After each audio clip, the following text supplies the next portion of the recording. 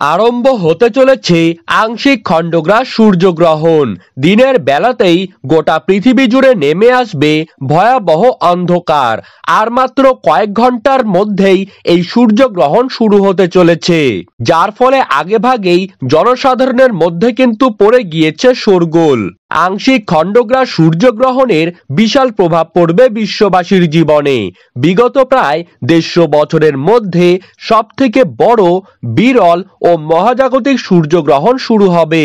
এই গ্রহণটি খুবই গুরুত্বপূর্ণ, কারণ গ্রহণটির স্থায়িত্বকাল 3 ঘন্টা 53 মিনিট, অর্থাৎ 4 ঘন্টার কাছাকাছি সময় ধরে চলতে থাকবে সূর্যগ্রহণটি। মাঝে মধ্যেই বিশ্ববাসী কিন্তু নানান ঘটনার সাক্ষী থেকে যায়, যার মধ্যে সূর্যগ্রহণ অনেক বেশি প্রভাবশালী। তো বন্ধুরা, বাংলাদেশ ও ভারতবর্ষের কোন কোন জায়গা থেকে এই গ্রহণটি দেখা যাবে, তারই পাশাপাশি এই গ্রহণটি ভারত এবং বাংলাদেশের সময়ে কখন শুরু হবে ও কখন শেষ হবে, গ্রহণের মধ্য সময় কখন থাকবে, কখন থেকে সূতককাল শুরু হবে, এই সময় আপনারা কি কি করবেন আর কি কি করবেন না, বিশেষ করে গর্ভবতী মহিলারা কি কি সতর্কবার্তা মেনে চলবেন, তো এই সমস্ত বিষয়বস্তুকে কেন্দ্র করে বড় বড় জ্যোতিষবিদরা কি কি জানিয়ে দিয়েছেন, তো তাই কিন্তু আমি আজকে আপনাদেরকে জানিয়ে দেব এই ভিডিওটির মাধ্যমে। তাই বিস্তারিতভাবে জানতে হলে অবশ্যই মনোযোগ সহকারে শেষ পর্যন্ত দেখতে থাকবেন, এবং আপনি কোন জেলা থেকে আমাদের ভিডিওটিকে দেখছেন সেই জায়গার নামটি কিন্তু কমেন্ট বক্সে লিখে জানাবেন, আর চ্যানেলটিকে সাবস্ক্রাইব করতে ভুলবেন না। তো চলুন এক নজরেই দেখে নেওয়া যাক। দর্শক বন্ধুরা, বছরের প্রথম সূর্যগ্রহণ শুরু হতে চলেছে 29শে মার্চ। সেদিন কিন্তু রয়েছে শনিবার।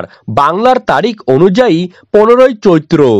বাংলাদেশের সময় অনুযায়ী এই সূর্যগ্রহণটি কিন্তু শুরু হবে দুপুর 2:51 গ্রহণের মধ্য সময় বাংলাদেশে থাকবে বিকেল 4:44 এবং বাংলাদেশে এই গ্রহণটি কিন্তু শেষ হবে সন্ধ্যা 6:44।